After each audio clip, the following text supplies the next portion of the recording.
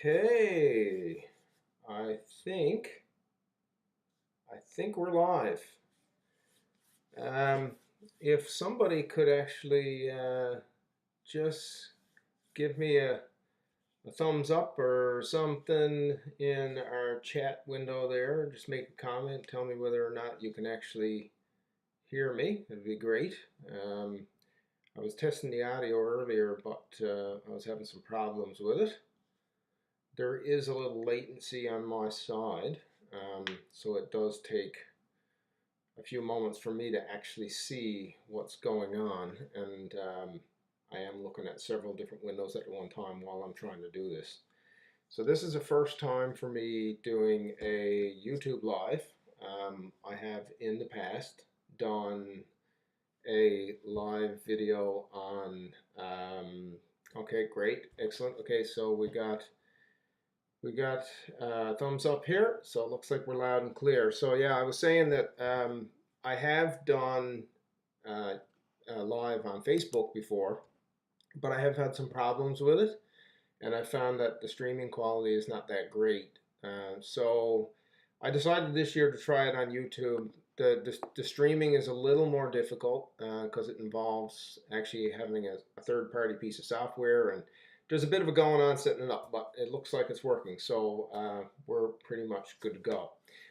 We have a few viewers there now, which is great. So this could be small and intimate, or there could be more people here, and whatever it is what it is. In the meantime, I would say, let's get going. So, because there's a lot of seeds to go through this year. So, if you guys are like me, you're looking forward to the spring, and of course, looking forward to the spring means getting your seed orders and getting your plans in place for the garden come the spring, and what you're planning on doing this year and what you're going to change and all those things. There's so many big questions and so many fun things to look into. So if you guys are looking forward to this spring, by all means, give me a shout out here in the chat. Say, yeah, I can't wait. I can't wait for all the snow to be over and this up and down winter to be done, because I know that I am.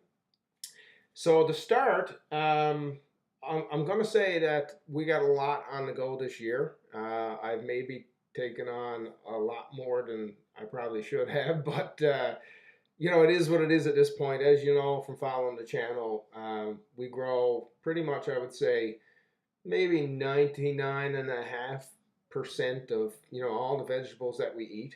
And this year we've decided that we're actually going to start looking more into agroforestry and producing more food semi-passively using permaculture food forest techniques. So that's going to be a big thing, but I'm not going to get into that here. That's a whole nother thing. You can check out the channel for that stuff. In the meantime, I'd say let's start, because this time of the year now, it's February, and everyone knows February is onion planting time. So I get my onions going around now, and we plant a lot of onions, a lot of alliums.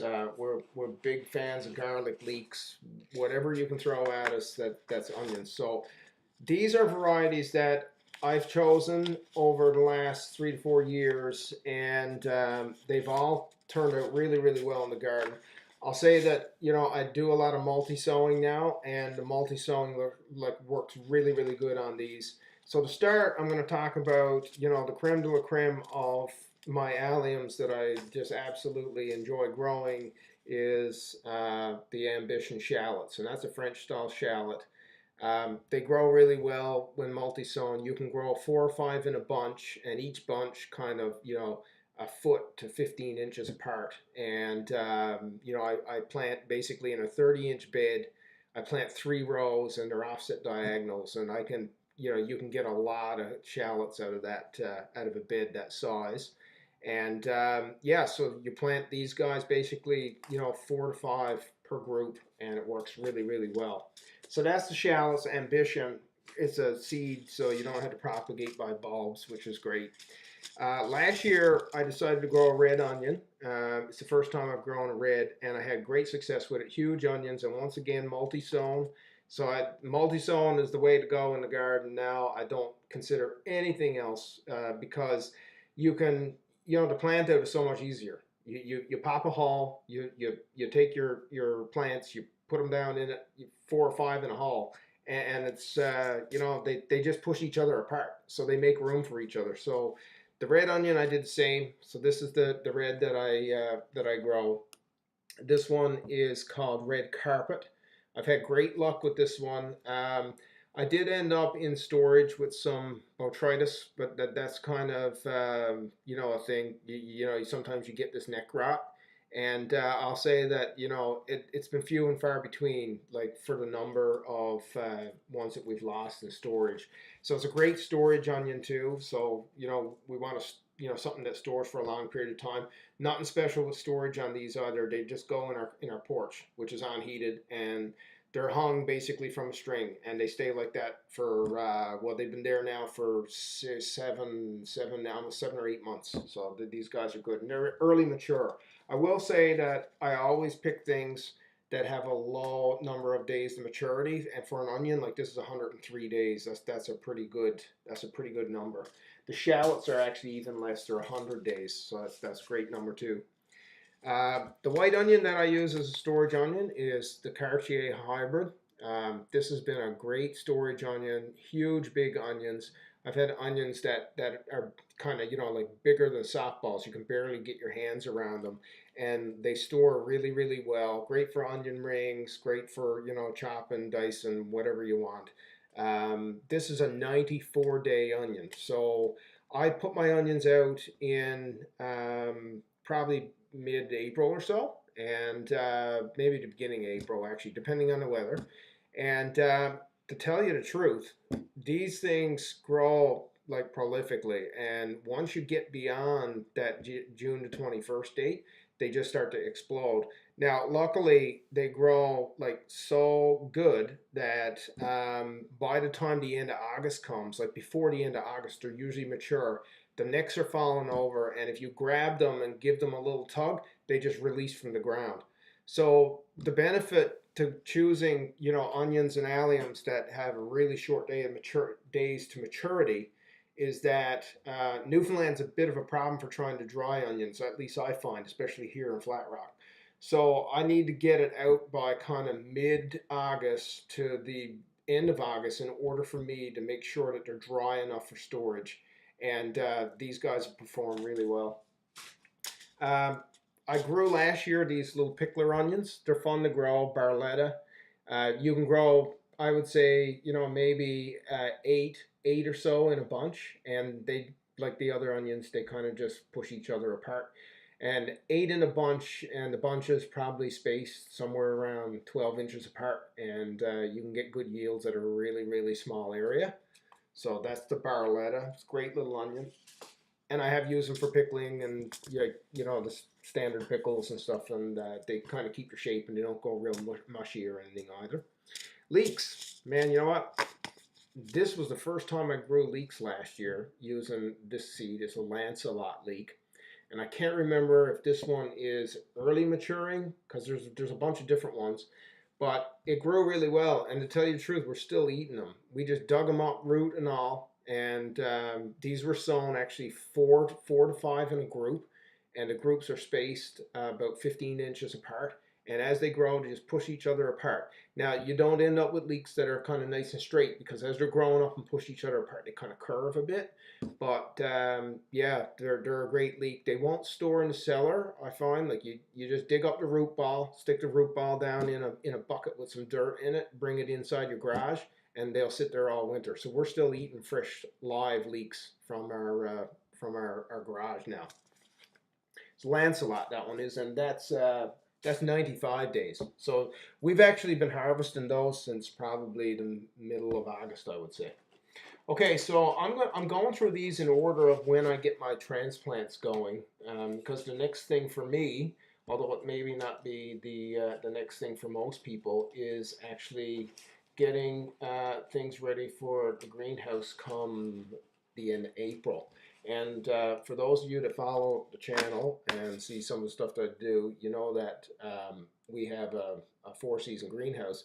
And once we get to you know, kind of the end of April, we usually need about 2 weeks of the heater being on, just to maintain 10 Celsius, and after that it's above 10 all the time.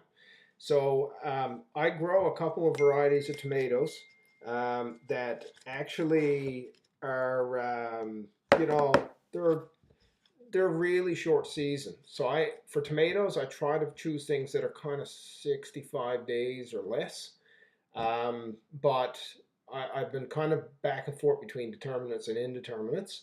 And right now, I have several varieties that I've grown that I really, really like. And one is this guy, Matina. Matina is a beautiful tomato, super sweet. The trusses have kind of anywhere from 6 to 8, kind of, you know, bigger than golf ball size tomatoes. Some can be maybe almost the size of a baseball, but they're super sweet. They're really, really tasty. And days to maturity on this, 55 days. So in my greenhouse, if I get these going now and transplant, or not now, but the end of February, and I get them out in the greenhouse by the end of April, I'm picking my first tomato usually by the second week of June. And this year I've actually tested this one, and I actually had 2 harvests. So once I had all harvested everything off the plants, I had more seedlings already started, and I got the second harvest of these in October. Now I'm not saying everybody could do this, but you'd be able to get this guy to mature pretty quick, and it's pretty good with the cold. I found you know, there were some issues with you know, cold related issues to on the leaves, but they healed up and everything was good. So that's a 55-day tomato. Matina is the name. It's a great tomato. The other tomatoes that I grow are mainly indeterminates, and for those who have followed the videos over the last year, I actually posted a video saying that, you know, I hate my determinate tomatoes. Well, I kind of changed my mind a bit. I actually kind of like the tomatoes. They're heavy producers, and the beautiful thing about them is that they're not only just heavy producers, but they produce really, really quickly all at one time. Which, if you're trying to get your crop in and out, it makes sense. And we're all about just trying to produce as much food as we can in a short period of time, getting it, you know, processed for winter. So the one that kind of my go-to is the Manitoba. The Manitoba is a great cold season variety. It grows, you know, really, really quickly, and the tomatoes on it can be pretty big. It's a determinate, so it doesn't grow like an indeterminate. It's a bush style. This one has a maturity of somewhere around 55 to 65 days, depending on the temperature, but consistently it's been an early producer. I can have the tomatoes, you know, ripening on these basically, you know, mid-June. But like I said, my greenhouse is special compared to most. The other one that I've tried that's another determinate variety that worked really well is the Paulbig. The Paulbig's not quite as cold hardy as the Manitoba, but it was a good tomato. It was pretty good. The plants, like I said, the worst thing about determinants is that the plants get really big, and then they really just start to go wild. Like they're just all over the place, and they just start to flop. And it's trying to keep them up is the problem, and that's why I said that I hated them. I love the production on them, but I just hate how they work. They're just not easy to take care of.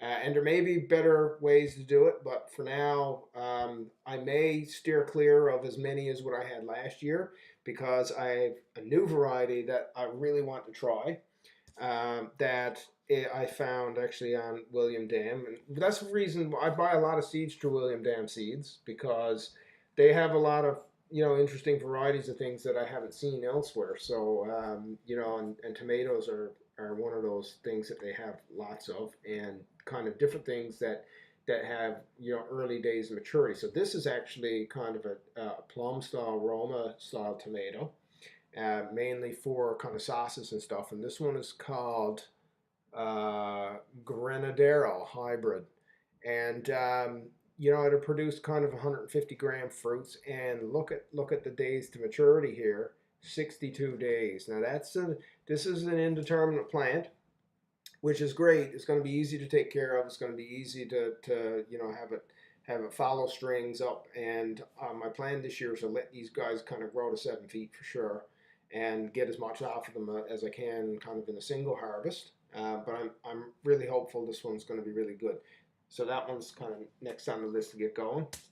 And you know, I'm not a big pepper fan. I don't like the aphids in the greenhouse kind of deal. It drives me nuts. So, but I will try again. I'm always open to trying. And this is usually the variety that I've grown. It's jalapeno ram, and these are good. I let them go until they're red. So I've harvested when they're green, and yeah, I mean they're a really quick producer. I actually like these.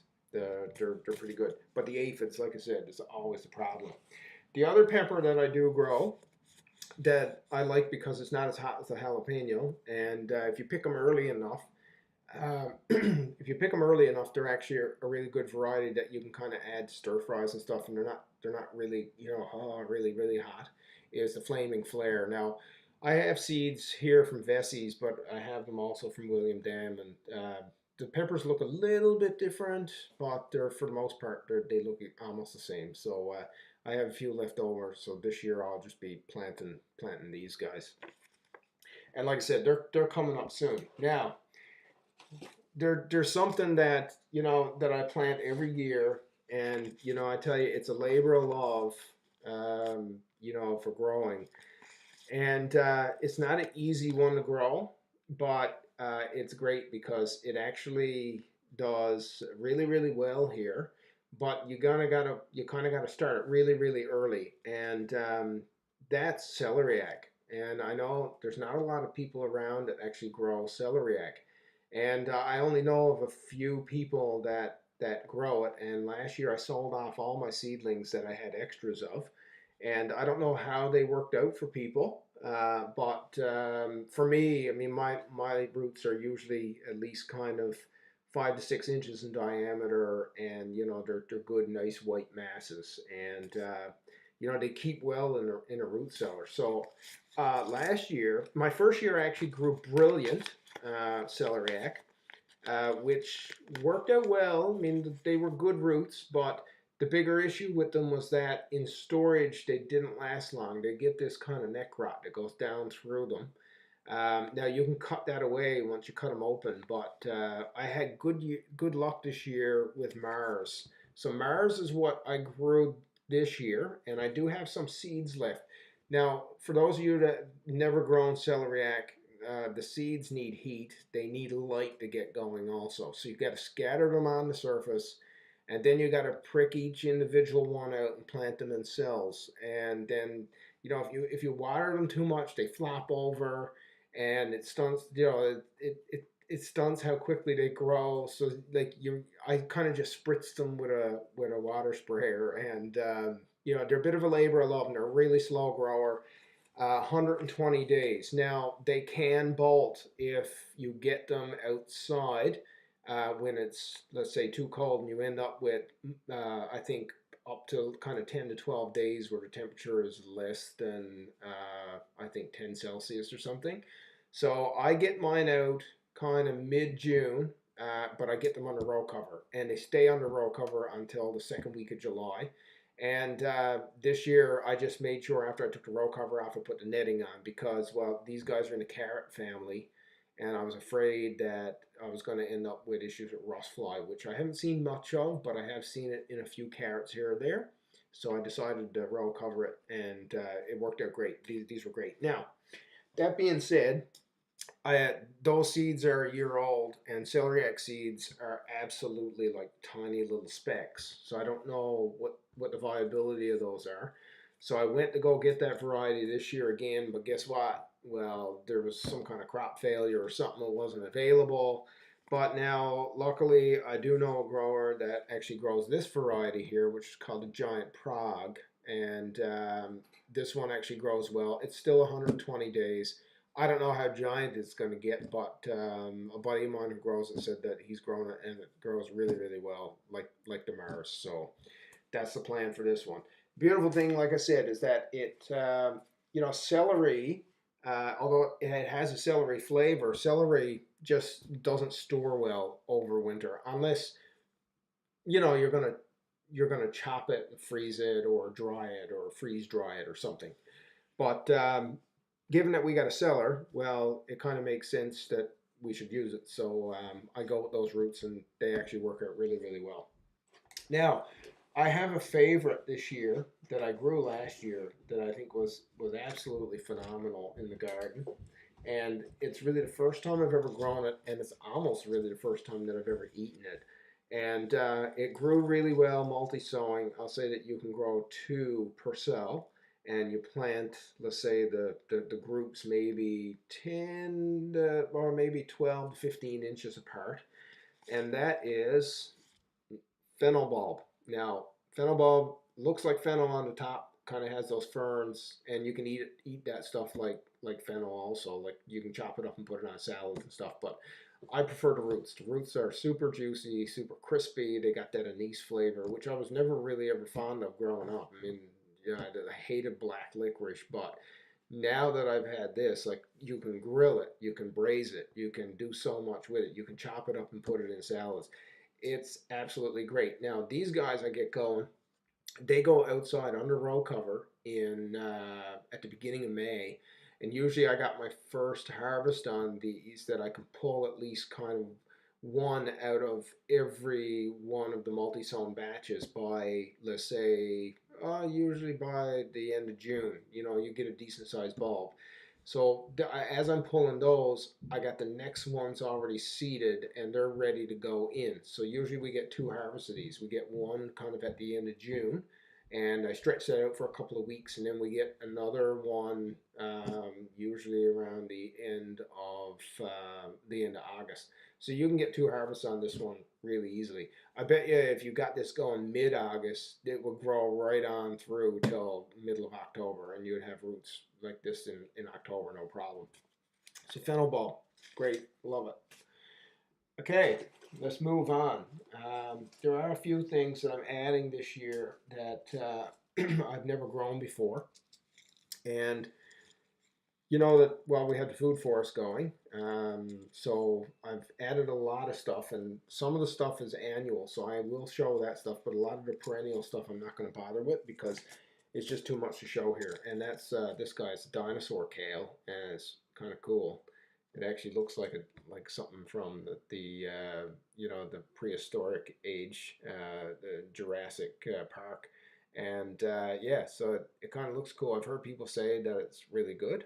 If you've tried it, by all means, you know, you can make a comment about it. Maybe I'll hate it. Who knows? Just let me know what you think of it because I'm gonna try it and hopefully it'll be good.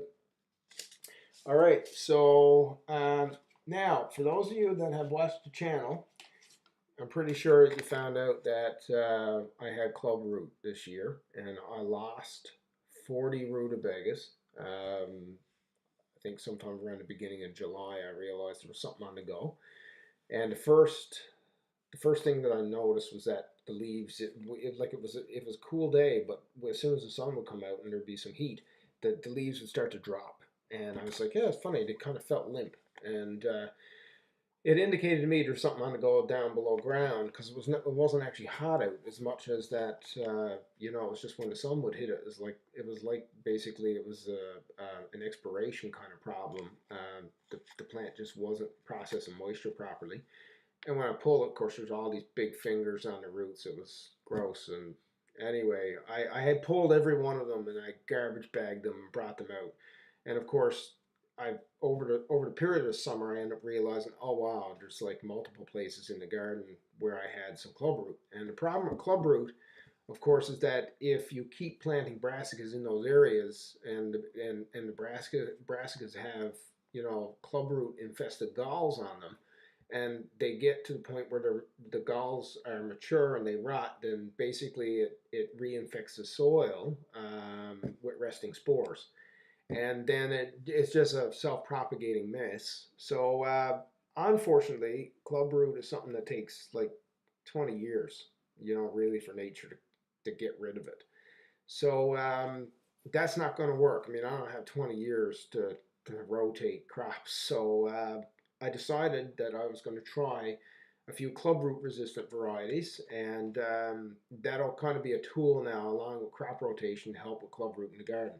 So I tried Marion, which is a rutabaga that I got from Gaze, and it actually did phenomenal. I got those in the cellar. Now I don't actually, compost any of the matter that comes off of them. I take it and I just throw it in the garbage because I'm afraid that I'm going to be moving clubroot around the garden, which I fear maybe I might have already done, and that's the reason why it's so prolific now. So, like I said, I'm moving towards some clubroot resistant varieties. Now they're hard to find is the problem. But luckily, I've used this seed supplier before. I'm sure other people have, Stokes. And they have this one, it's called Cryptus. And Cryptus is from Syngenta, I think, is the company that actually produces that seed. And it's a clubroot resistant variety that I'm going to try here this year. I haven't had issue with Brussels sprouts, but where I'm kind of moving things around the garden, doing crop rotation, I figured get as many brassicas with clubroot resistance as possible. And hopefully the strain of clubroot that this is resistant to is actually the one in the garden and I won't have any problems. So Cryptus, Brussels sprouts grow well here. I don't expect any different result, let's say, between that one and Gustus, which is the one I grew last year, which grew equally well, by the way, and I'd recommend that one also.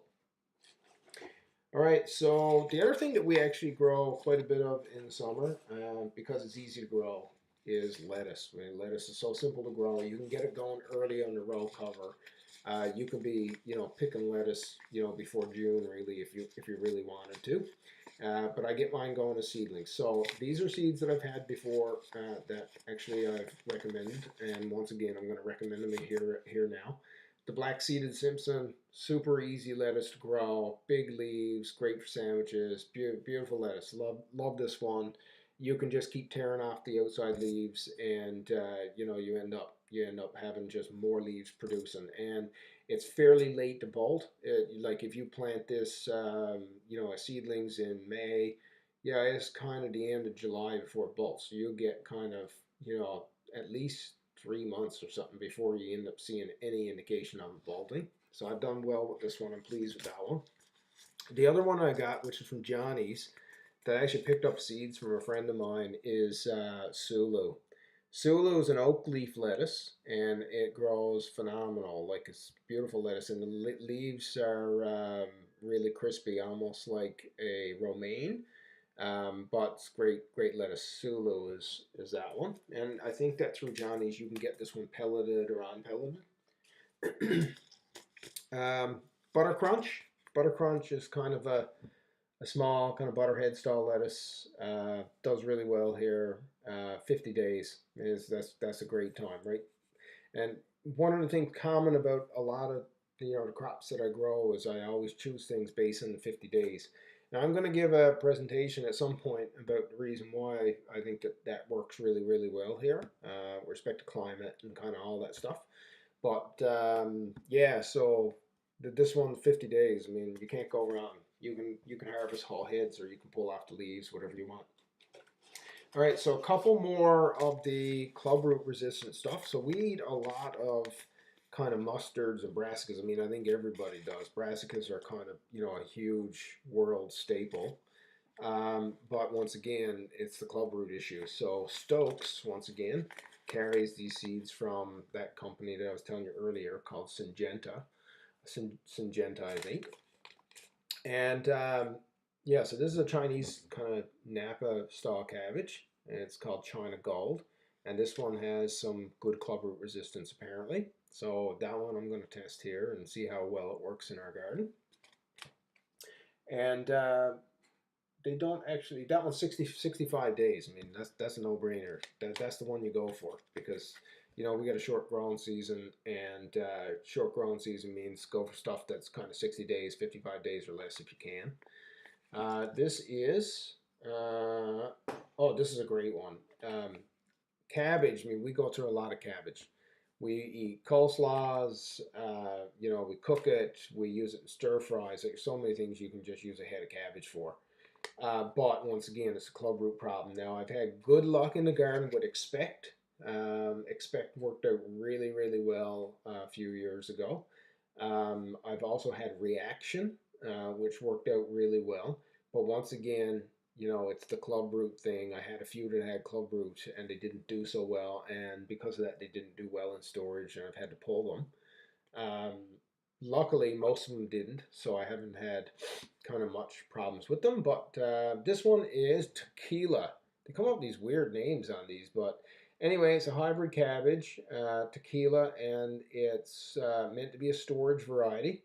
So it should keep for a fairly long period of time, which is good because we usually harvest ours December, and we usually have fresh cabbage in cellar until June.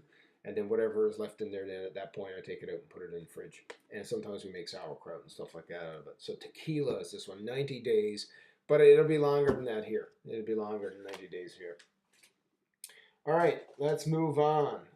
Summer cabbage. So my non-storage summer cabbage that I use every year, that I've had good luck with, that I can't find any clubroot resistant varieties. So I'm just like, I'm going to try it again this year, and I've had good luck so far. So you know, here's hoping, is Caraflex. And Caraflex is kind of a cone style, you know, summer cabbage, really loose, you know, head on it. It's not really meant for cooking. It's better for just like fresh salads and you know, chopping it up for coleslaws and stuff. It doesn't make a good cooking cabbage, I find.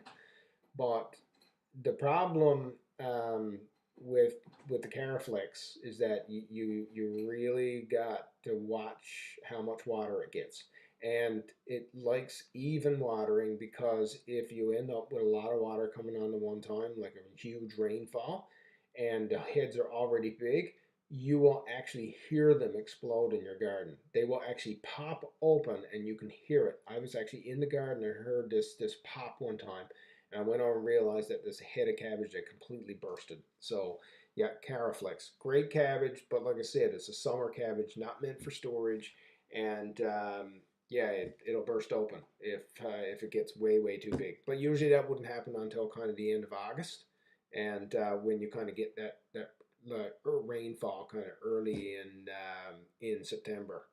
Hurricanes is what I'm trying to get at. All right. Okay, so in a greenhouse, like I said, I go for production, and production means, you know, getting stuff out as quick as possible, getting it in the bottles as quick as possible, trying to minimize the amount of growing time, maximize the amount of yield. And we grow cucumbers, but we're not big cucumber eaters, at least fresh cucumber eaters. But we love pickles. We love, you know, fermenting pickles. We love all that stuff. So I've actually got this variety called Quarantine Hybrid. Now this is a gem, because the first year I ever grew cucumbers, I realized that yeah, they needed to be pollinated. So this is actually a parthenocarpic variety, which means that you don't need to pollinate it. It'll form fruit regardless. So you just let the vines grow and start picking fruit off of it. There's no worry about having pollinators around or going around, you know, with a little brush. You know, there's none of that. So I only order now these parthenocarpic varieties, and this is the one that I've settled on, Quarantine Hybrid. It produces super quick. Usually we're picking our first cucumber by the first week of June, I think, second week of June maybe, and our cucumber harvest is completely done, and the plants are usually hacked down by mid-July, because they're just so unruly at that point.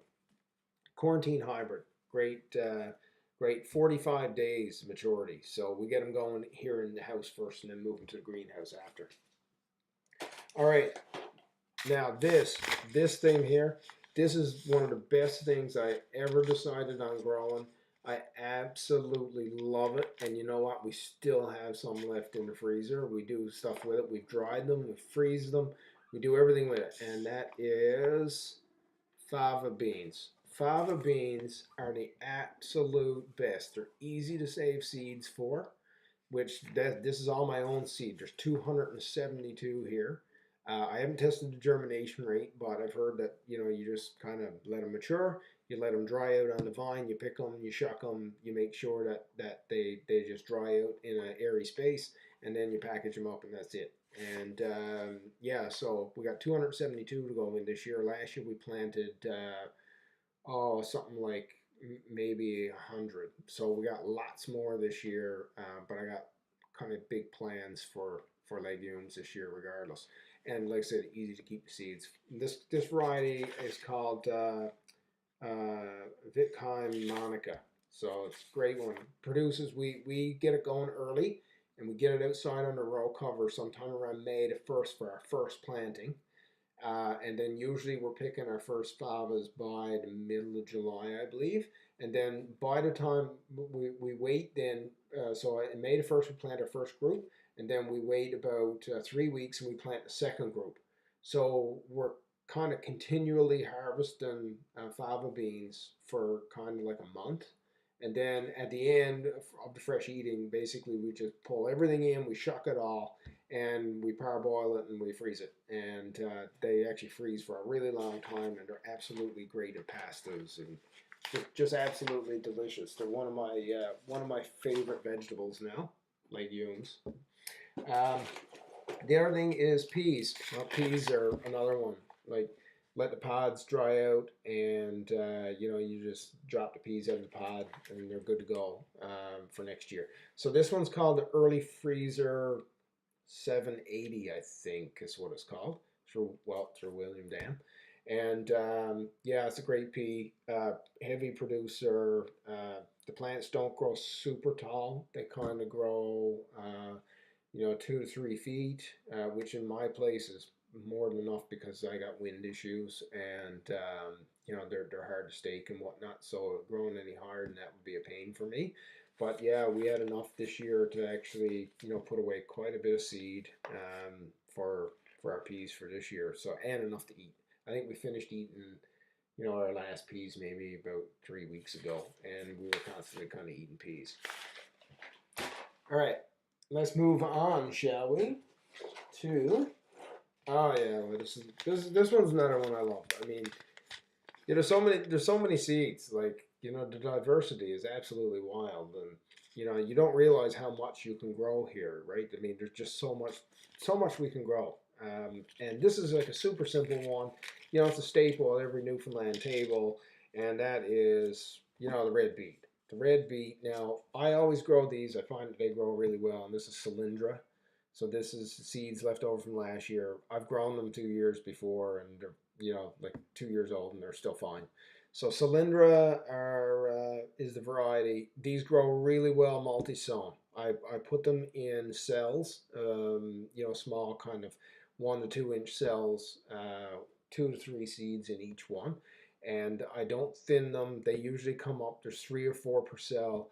And basically, then I just take that plant, and I put it in the ground in a hole. And if you go on and look at some of the other videos, you'll see, yeah, the multi-sown beets I had this year were phenomenal. Even though there was 4 per kind of cell, you end up with like beets that were like 2.5, 3 inches in diameter, and like I had a couple that were almost 12 inches long, like absolutely enormous beets, even though they're multi-sown, and they just push each other apart. The other one that I grow is Boulder. It was the one I grew last year, but I ran out of seed for that. I couldn't get them this year, so or last year, so I opted for this one through Gaze, which is called just Golden Beet. And to tell you the truth, I think it's just Boulder. It just looks like Boulder. It tastes exactly the same as Boulder. The leaves actually are really nice on it. They're not quite as beety, let's say, as some of the beet leaves that you get, and like the Swiss chard leaves. So they don't have the kind of strong groundy flavor. So I really like them. But these, once again, you can multi-sow them. Basically, kind of 4 seeds per cell, and if each seed is really a multi-seed, but not all of them grow. So if you end up with 6 beets, yeah, just leave them. If you end up with 4 beets, yeah, just leave them. And just take your multi-sown unit and you put it in the ground. And then, throughout the summer, pull the bigger ones. Start pulling the bigger ones and eating them, and the smaller ones just keep on growing. So it's a great way to propagate beets through multi-sowing. All right, okay, I'm going to start going like crazy here now because we're like going like crazy here on time. Dill. We grow a lot of our own herbs too, so I'll get in a little bit into that. Hera is the variety that I grow. Grows probably 2 to 3 feet tall and beautiful, kind of white flowers on top. I actually collected my own seeds for this year. It was super easy to actually get seeds for these. I got enough seed to last me 10 years if they had good viability. Yeah, easy to collect seeds from those. Savory, we grow a winter savory. It's actually hardy here and a perennial. I actually harvested, a little bit the other day. It's actually was after the snow had melted. It's actually still alive and doing fine. So this is the winter savory. It's perennial here in our zone 5B.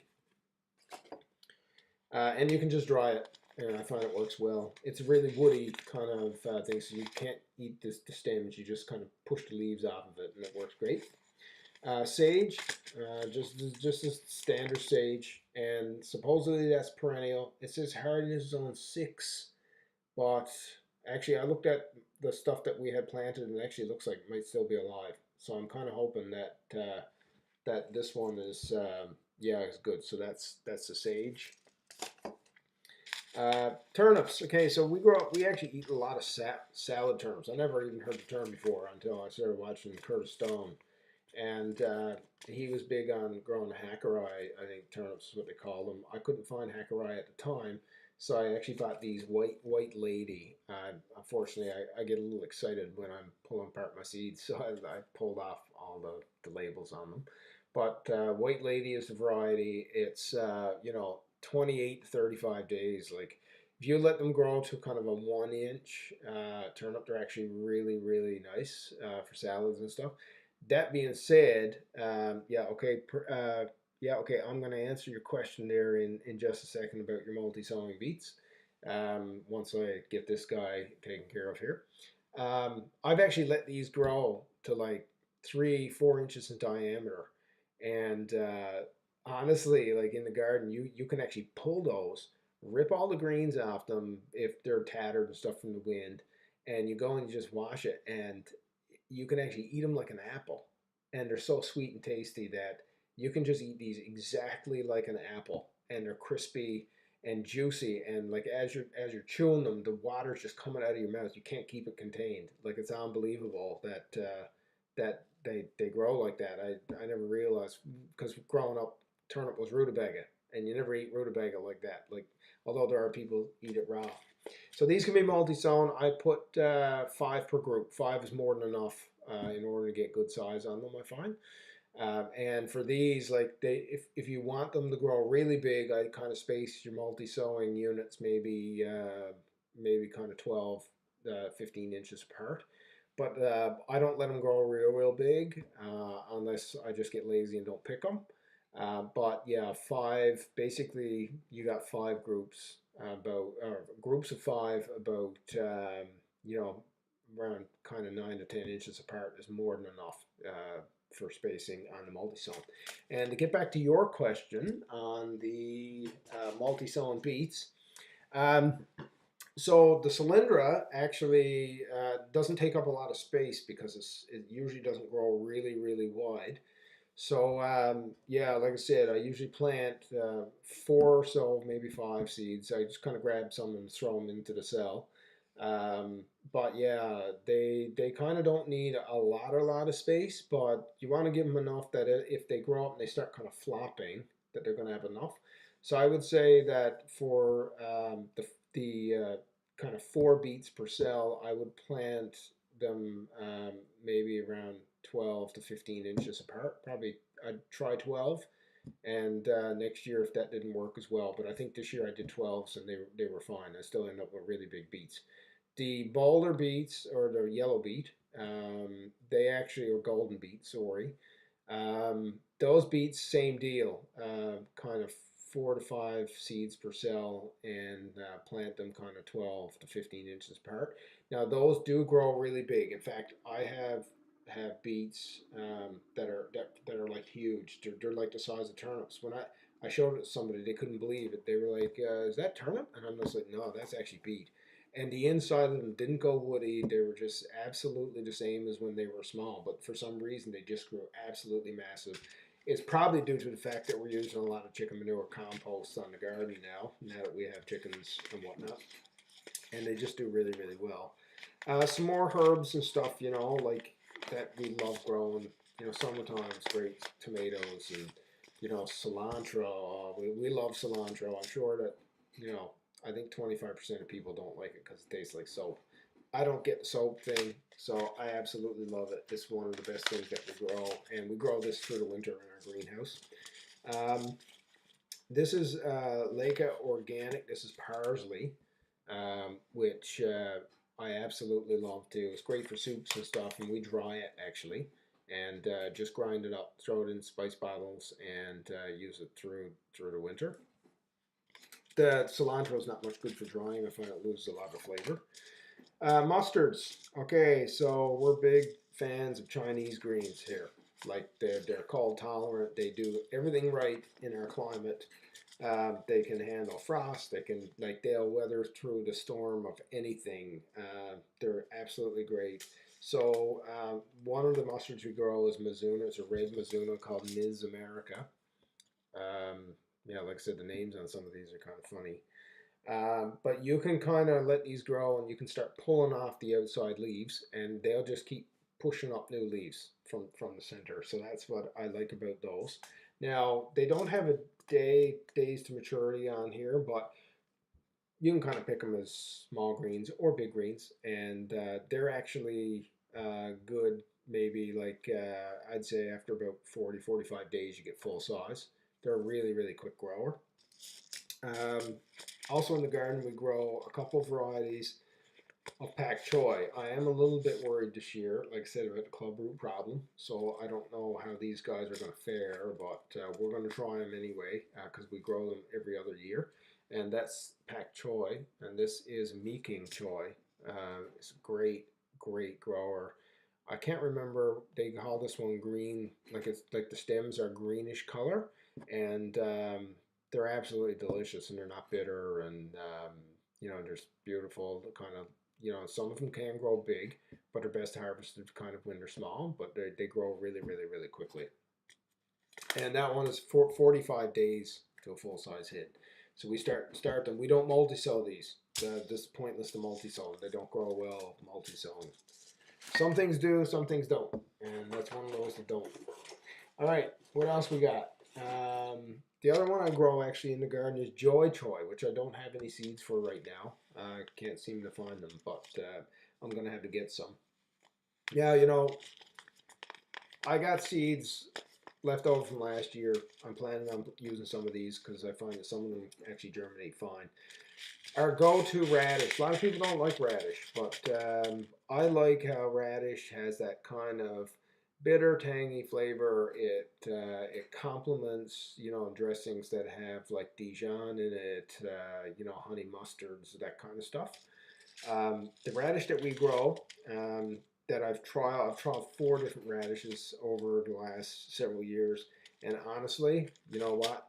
The French breakfast radish, like this is a crazy performer. Like it's 25 days, 20 to 30 days. So I actually multi-sow these. I put five per cell, and when I go to plant them, I plant them about 8 to 10 inches apart. 8 inches works fine. And then as they're growing and we're harvesting, I'm pulling the large ones. So I'm always going around to each group. I'm pulling the large one and using it. And then you get this natural succession.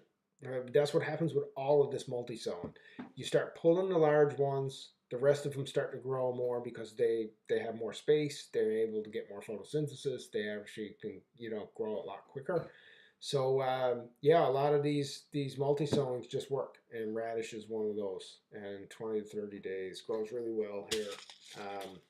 Like I said, I get those going probably about, I don't know, they germinate in no time. I think I seed the cells, and then usually within 7 to 10 days they go into the garden, and then basically 25 days you're picking up the first large one out of it. Multi-sowing works great for those. Really, really good. All right. Let's move on. Parsnips. My standard parsnip Nothing, nothing crazy at parsnip. It's just parsnip, right? But I love parsnip. This is an Albion hybrid. I found that they actually grow kind of all, fairly uniform. Great parsnip taste. If you're a parsnip lover, I love parsnip. So I've grown at least 3 different varieties of parsnip, but I found that this one works well, so I just go with it now. I'm not going experimenting. It just works. Leave it alone if it works. Leave it alone. Melons. Last year was our first year growing melons. We grew a Charente style melon, which is kind of an orange melon, right? Like the inside looks like a cantaloupe. And we also grew a honeydew. I wasn't fond of the honeydew. The honeydew is you gotta get it at the right time, otherwise the inside goes mushy and stuff. But cantaloupes are kind of different, right? Like the inside is the flesh is meant to be more tender and juicy, and the one that I grew last year grew really well, and the fruit size was kind of nice. Like you get this kind of large softball kind of size single person melon. But I was unable to get that seed this year, so luckily this one here grows pretty prolifically too, and it's the same kind of, I think, Charente style melon. 62 to 65 days. And Hyperione, I think it's pronounced, is the variety. And this goes in the greenhouse. I mean, I'm not going to attempt growing this outdoors. It probably would grow really well in the hoop house also. But I get these going. They go up the wall of the greenhouse, and I kind of got a pruning regimen for them so that I ensure that I get at least kind of 8 fruit off of each plant. But these were great. They're absolutely beautiful and tasty, and we had our first melon, I think, by the end of July, which, pretty good considering that I think I only put them in the greenhouse somewhere around mid-June, the last week of June. So great. That's a great melon. Next, okay, let's move on. Carrots. So my go-to carrot every year is the same. I've planted 2 different types of carrots. But honestly, you know what? The best carrot I've ever eaten that I think is the most tasty carrot ever is the Napoli. And these are pelleted. You can get Napoli, I believe, through William Dam, but the issue is that their carrots aren't pelleted. And honestly, I'm not willing to thin carrots. I seed carrots about an inch apart, inch and a quarter apart, and I do not thin them out. And I do 5 rows in a 30-inch bed, and in basically a 25-inch bed, I think there's like 1,000 carrots or something. Like, it's crazy. Like, these are super dense, planted together, and they literally choke out every weed in the bed. I got a weed maybe for the first couple of weeks, but after that, you don't have to touch the bed at all. Just let it go wild, and the carrots are fine. Napoli. It's good storage. I mean, it lasts all winter. Absolutely great. All right, let's move on. Okay, I'm going to move past some of the seeds I collected last year, and let's move into some of the other fun stuff we're doing this year. All right, bunching onions. Love bunching onions. I grew them this year in the greenhouse. They're going to be also gone outside this year. This is the bunching onion that I grow. It's called Parade, and it's beautiful bunching onion, and they grow super fast, I would say, for an onion. And they're just great in fresh salsas and stuff like that. Beautiful little bunching onion. Let's see here. That's that. I'm going to quickly go through a few of these because they're not things that... Oh, this is one that's a prolific grower. And this is a Fun Gin mustard. Fun Gin, this one is called. I trialed that last year, and this thing grows like way quicker than any other mustard that I've ever seen.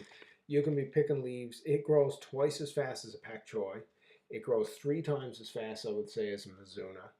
And just absolutely prolific grower, amazing. So we'll be growing that again this year. Basil, we're going to try it again, but honestly, I always have trouble with it. Squashes. Man, squash is one of the best things ever to grow. Like, I've gotten so much squash this last year, and it's so easy to store. You can use it to, you know, you can freeze it, you can use it for soups, you can bake it, you can roast it, you can roast it whole, you can chop it up, you can add herbs to it and roast it. And it doesn't require a cellar. Like it doesn't require a cellar. It's a no-brainer vegetable for anybody that actually wants to grow, you know, something for storage, but don't have storage space for it. Meaning like a cellar, for example. You can stick it out in a porch, you know, as long as they're not stacked. It's all good, right? Oh, looks like Ryan is on. I'm good, Ryan. I'm sure everybody else is having a good time. They're all stuck around anyway. So the winter squash I grew last year was a burpee seed, and I kind of picked it up at the last minute because I was looking for something that was a short season squash, and something that I knew, you know, that you could kind of roast the whole thing or wouldn't involve much processing, that kind of stuff. And this one's an early acorn hybrid. It grew really, really well. Like it's a more of a bush style, but once the bush gets so large, it starts kind of sending out these shoots. But I grew two of these in a 4x8 bed, and I would say I produced almost a full, almost a full milk crate of of of winter squashes. Now they're not big. They're kind of like a handful size, right? They're kind of like a handful size, so you can fit a lot in a you know a milk crate. But that's a great producer last year. I'll be growing it again because it produced so well. A few things here that are from Food Force. Like I said, that's going to be a separate video. I'm not going to get into that. I'm going to move right on to another winter squash variety that I grew last year that actually this week, yesterday, actually, we just finished it. And it's the last of our early butternut hybrid. So I grew this one last year. I actually, you know, said that I was going to trial it in the garden. I'm growing it again. It actually grew really, really well. It even survived the hurricane. I had to kind of take the vines and I'll pile them into one area, and then I tarped the whole thing and weighed it all down, and it made it through. And yeah, we end up with like huge amount of butternut squashes off of kind of two plants, and they're absolutely delicious to keep a long time. It's great early butternut hybrid. Just because, I mean, you know, you can keep seeds from some of these, but the hybrid line of seed means that, you know, it's been crossed with potentially another variety to induce, you know, some trait that might be good. The problem with keeping F1 hybrid seeds is that when you plant them, they won't breed true to type anymore. So what that means is that you'll get a squash, and you'll probably get a butternut squash if you don't have anything else around in that butternut family, muscata, I think. But the problem is that you might not get a great butternut squash, or you know, it might not have a good maturing time. You don't know what you're going to get, so it's a bit of a crapshoot. But I'm going to try it this year anyway. But I'm going to make sure this is my go-to. This one's going to be the go-to. The other winter squash that's an acorn that I'm going to try this year, that may not look good. It looks delicious, but I happen to be a squash fan now, is Autumn Delight. And what I liked about this one is, look at the time, 71 days. So for squashes, I start them inside in a 2-gallon bucket, and like just a kind of one of these black buckets with the drainage holes on it. And it's the greenhouse mixture that I usually use that's posted on the YouTube page. But in essence, I plant I hill it in the middle. I poke a hole about 1 inch deep. I put 3 seeds in there, and then I take the most vigorous plant. I prune the rest out, and then mid-June they go outside, hilled in a bed that's probably around 3 to 4 feet wide, and they're covered with row cover, and I keep the row covers on them basically until mid-July, and then I take the row covers off. Now, usually it takes some time for them to mature. Once they start to mature, they'll start to flower, but I find that, you know, leaving the row cover on them kind of gets them to that point where now they're consistently producing flowers. So I find that methodology works well here, so I'll try that again this year. All right, so next we have, let's see here, sorry, I kind of lost track of what I was doing there. Yeah, got those guys, got that. Okay, food for stuff. I'm not going to go through. Okay, now here's the fun stuff. This is what everyone's been waiting for. What's he going to grow this year? So I got some things that I'm going to try. And I got kind of, I think I know how I'm going to go about doing it. But one of the things, I don't know if you guys, when you're following the channel, you notice that, or even on Twitter, you may notice that a lot of times we have hashtags on stuff saying gluten-free and whatnot. And I know that, some years ago, gluten-free was all the craze and stuff. But in our house, we eat gluten-free out of necessity, not because, it's a fad, so we have to. So of course, what that means is that you're trying to find things that don't have any type of wheat, barley, or rye in it. Oats are fine as long as they're not contaminated, and oftentimes oats and stuff can be contaminated with other gluten-based grains because they oftentimes rotate them through fields that have the same that actually grow those grains. So and places where they process them and whatnot. So one of the things that actually can grow here, oats grow actually fairly well here, but I'm not willing to take up a large part of the garden to actually try it right yet. But one of the things I did want to try that I think was fun, I've never grown corn before, and I'm not really interested in growing corn, although my neighbor grows lots of it, but he uses a greenhouse for it, is this one's from Annapolis Seeds, and Annapolis Seeds is a really fun seed company. For those of you that haven't checked them out, go to Annapolis Seeds, have a look at all the stuff they got. They got crazy varieties of stuff. They're growing it all in Nova Scotia, and it's just cool stuff that you're like, oh, really? You can grow that there?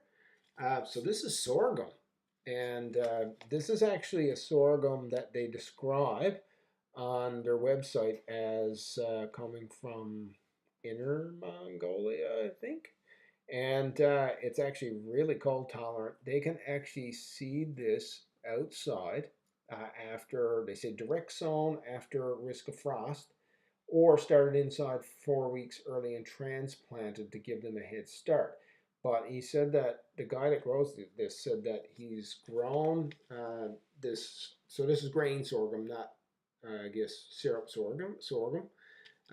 So he grows it and he direct seeds it outdoors, and he still gets a harvest kind of sometime in September. So my plan is to grow this in a section of the garden that's going to be growing squashes. So for those of you who've heard Three Sisters, squash, beans, and corn. Well, I'm not doing the corn thing, but and I'm not convinced that the Three Sisters actually works. And there's a lot. I'm not going to get into that here, but the plan is I'm trying to integrate more into the garden in terms of stacking functions, adding things that can grow in height on top of the fact that things are growing low, and things having different size root systems that are kind of using different parts of the ground. And sorghum is one of those that it's a really kind of water loving plant. It needs lots of moisture, very similar to what squash would need, and I think it's going to grow well. Now, am I going to do beans? I don't know. I've decided to try these Scarlet Runner beans. I've grown fava beans, but I've never grown beans like that grow on vines. So I've heard people here having great luck with Scarlet Runners. If you've had good luck with the Scarlet Runner beans, by all means, let me know in the chat. I'd be interested to hear what you got to say about runner beans. But once again, seeds are easy to plant. They do need some of the heat of summer, I assume, similar to most beans. But for the most part, once you get your scarlet beans harvested, you can use some of the seed. The seed's super easy to keep. So I'm going to try that this year. I haven't decided exactly how I'm going to do it. I may interplant it with squash and sorghum, and I may actually just put up some kind of teepees in between the sorghum plants and let these guys kind of run up the teepees rather than affecting, I guess, using the sorghum as a scaffold, because I don't want to affect the I guess the yield on sorghum. Okay, so that's that. So the Scarlet Runners and the sorghum, which I thought was cool. So sorghum, by the way, as a grain, is actually a gluten-free grain. And if I have good luck with it, the amount of seed that I have here will actually produce almost 1.5 pounds of seed that can be used next year. And it just happens that that pound and a half of seed that we actually grow, if we actually get a good yield out of it, can actually be used to produce I think about 50 bushels of sorghum, I believe I calculated. And one of the followers actually of the page actually reached out to me and told me, in about 500 square feet, you could grow X amount. And I was like, really? Like, you grow that much? So it's enough to produce about, I think about maybe 50 pounds, 50 pounds of grain or something. Anyway, it's a heavy producer if you can get it to grow. So I'm going to try it, and I may convert some of the lawn, but don't don't don't tell my wife because she might get angry that the lawn is gone. But no, I'm just joking. We'll try it and see how it works out. It could be fun, and we might be able to produce some of our own grain, which would be cool. Okay, the last but not least, in a northern climate, one of the things that we always battle with, well, I'm not sure we all battle with it, but we all consider it, is trying to find and get our hands on energy dense foods. And of course, vegetables got a lot of energy if you eat lots of them. But energy dense foods pretty much mean that you have to move towards, you know, animals and things like that.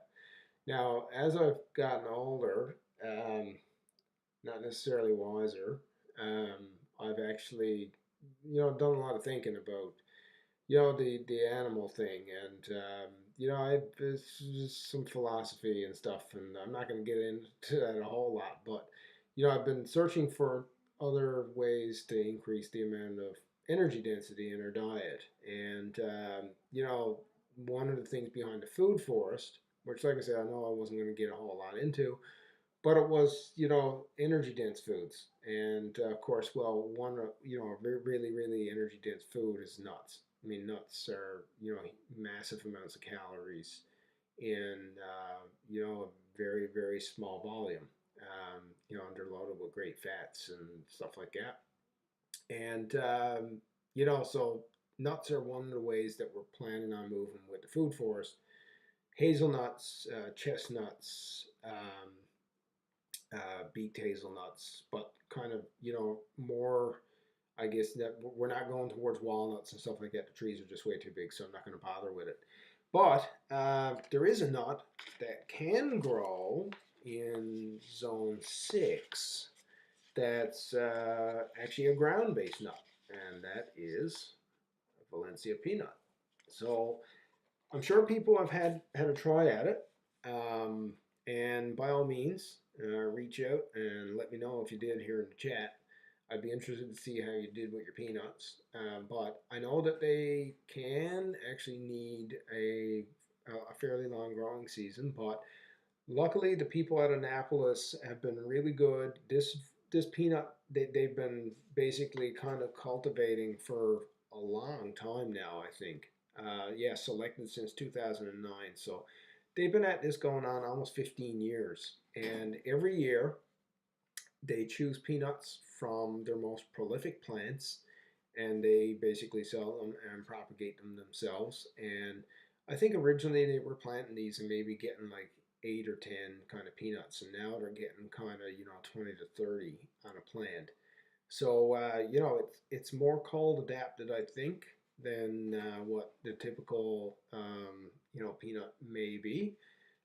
But my plan here is to get these under kind of my mini hoop houses, and you know, really get that warmth going early, and you know, let them you know, they just kind of work through, you know, the you know, I mean, we don't have a hot August, but the heat of August, and then basically, you know, get the covers on them again, and hopefully by the end of September, kind of October, have a good harvest. Now they recommend here that basically you pull them when the frost hits them. So you wait till basically the plant gets killed by the frost, then you pull them, and then you hang the plant and you just let the whole thing dry, the whole thing, the roots and everything, and then you pull the peanuts off. So that's going to be cool. I'm going to enjoy trying that this year. But you know, peanuts are a pretty energy dense food. They you know, they have massive amount of energy in a small volume, and they're pretty versatile. I mean, you can use them in cooking, you can use them in baking, you can crush them, you can grind them, you can make peanut butter out of them.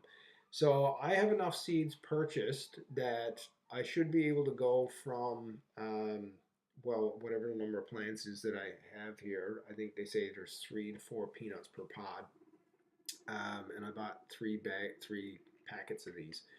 I got enough this year, I think, to put in 20, somewhere around 20 plants. And then hopefully if I get a decent yield out of it, by next year I'll have kind of, you know, maybe 70 or 80 plants. You know, if I keep back all the seed and we don't try eating any of them, which might be hard to do.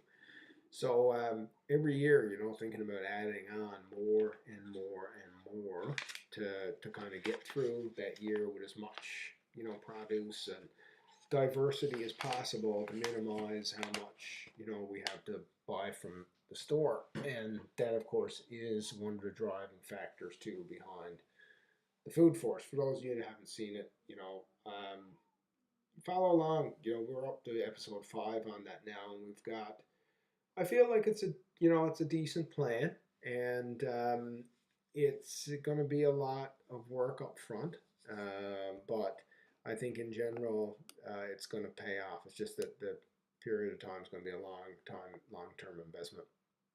Anyway, you know, I'd like to hear from you guys. You know, feel free to leave comments. You know, if you guys got any questions right now, and that would be a great time for that. It's 8:42. I'm a little bit longer than what I thought I was going to be. I figured it was going to be about an hour, and it looks like I still have.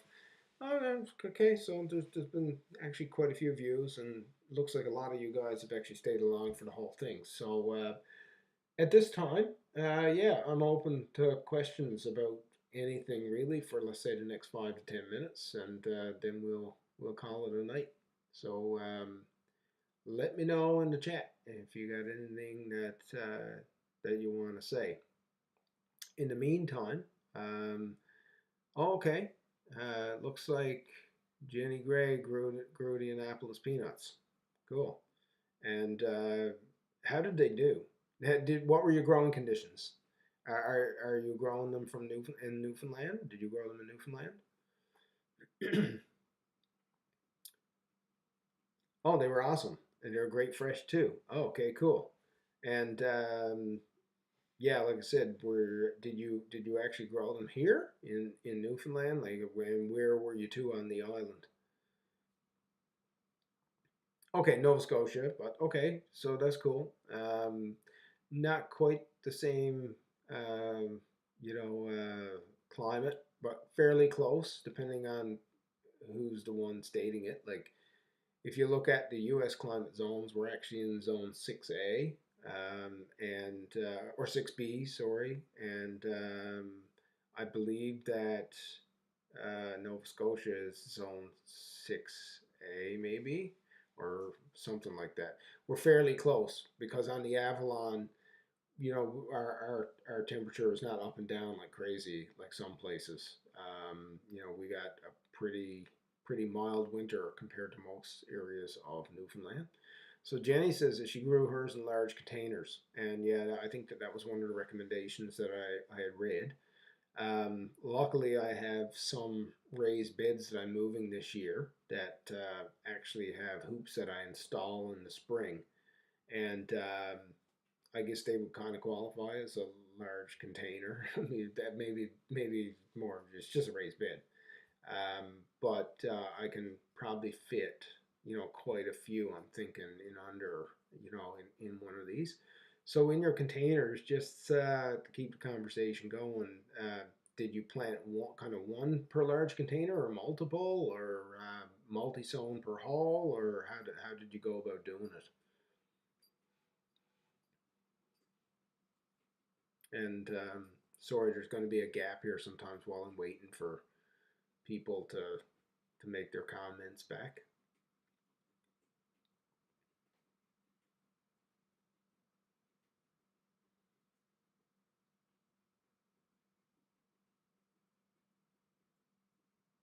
All right, so I'm not hearing from Jenny, so I'll ramble. Okay, all right, here she is.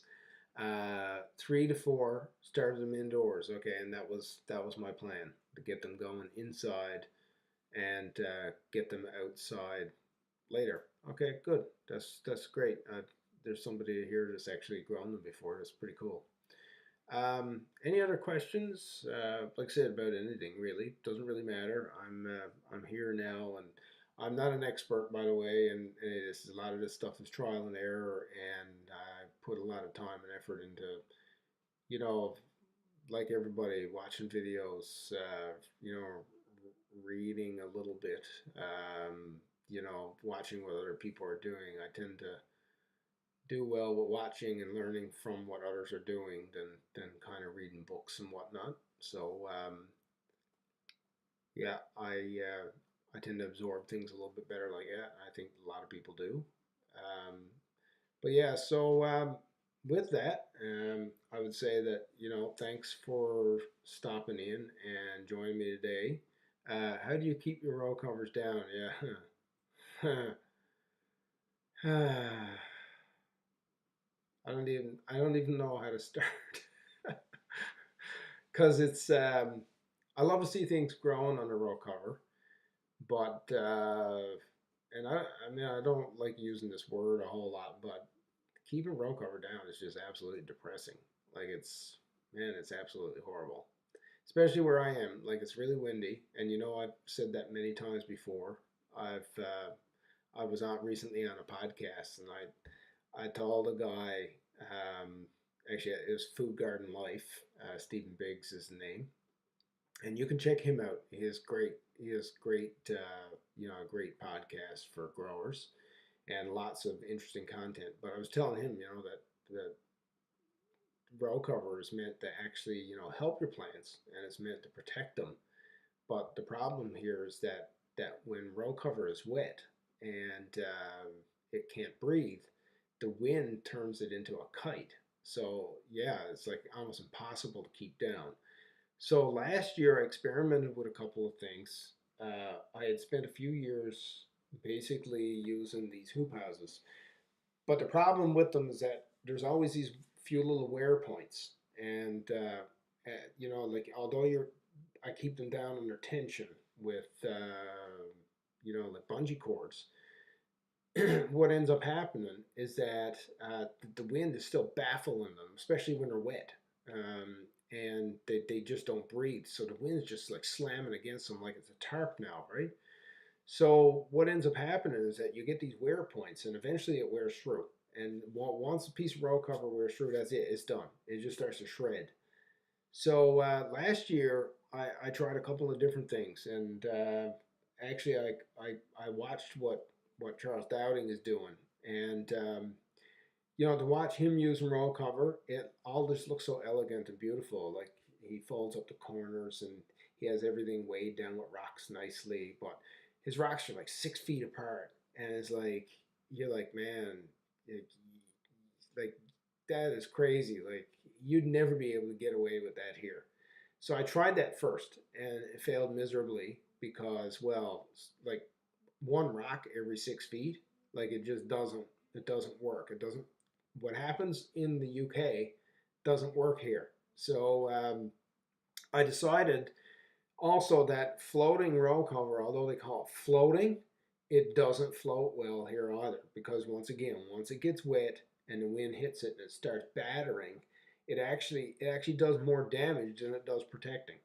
So I bought these galvanized bendable steel rods from Dubois Agri Innovation in Quebec. You buy 100 of them for, I can't remember what the price was. They were fairly cheap.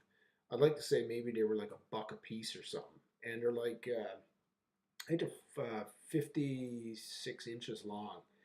So what I do now is I actually I diagonalize them across the beds and across each other. So in essence, you keep kind of dodging back and forth with them. So I put one on one side of the bed, and then I kind of go across the other side, and then I do the same thing, and I bring it over that one. And then when I actually set up the next ones, I interlock it with where the other ones went into the ground, and they go back and forth, crisscrossing across the beds. And then I lay the row cover over it. I fold over the corners or the ends, and I put a rock every 2 feet.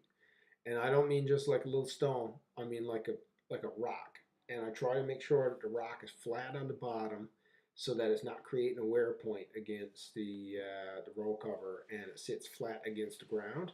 And I've managed to keep roll covers in that way from getting destroyed and completely reusable for the second year. Otherwise, I find, like I said, they just kind of tear apart. So it looks like Percy Evans. I have sewn rod pockets in the back of roll cover, yeah, and slide them over the rods. We've drilled holes in the top of raised bed. Yeah, I've done a lot of that too, and I've made up kind of custom connectors to be able to kind of slip them on from PVC pipes and stuff and clamps. And like I said, here at least in our location, um, I kind of feel like it just doesn't work. Well, we've been down the road. I've been down the road of roll covers now for 3 years, but this last year is the best performance that I had so far. So sometime actually this year, since it is kind of a big thing, like using roll covers and propagating plants under them and trying to extend seasons. I'll probably do a video about the way that I do it, because for our location, honestly, it absolutely works great. Like, you just keep the thing weighed down with lots of rocks and make sure that you have hoops that are actually, oh, thank you, Gail. She has to run. Best of luck with the garden. Thank you very much. Best of luck with yours too. It's going to be a big, great growing season, I'm sure. Ups and downs like everyone. But yeah, so anyway, I'll do a video on that. I think it'd be a great one to do early in the spring when I kind of set things outside and, start using the roll covers in that time of the year when it actually is pretty windy. If you go back to, there's I think the episode 5, part 1 video of the food forest, you'll see I actually plotted some windrows diagrams in that one. And to talk a little bit about how we're planning on sheltering the property. And honestly, like those windrows diagrams, they tell the whole story about what goes on here. Like massive amounts of prevailing wind. Looks like we have a Heather is on here also. This is a Twitter follower actually. Welcome, Heather.